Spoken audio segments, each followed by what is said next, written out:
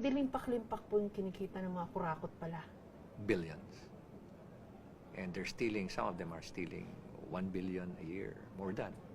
And So- if you're stealing 1 billion a year, you're stealing 2.7 million a day. Wow. And alam mo ba yung dimension ng 1 billion? Kung at 1,000 pesos, that's 5 feet by 5 feet by 4 feet.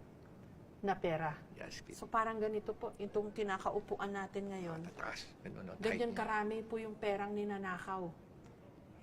Or than pa. Dati-rati akala nila kasi millions lang ang ninanakaw eh. No, it's not. It's in billions. Bilyones po. Dahil sa inflation rate, tumaas din po yung ninanakaw nila.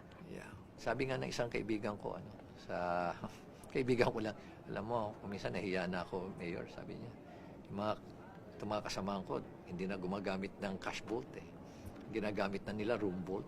Kwarto na. Kwarto Kasi na. hindi mag-cash. So, ang gagawin nila, bibili sila ng mamahaling mga condominium unit.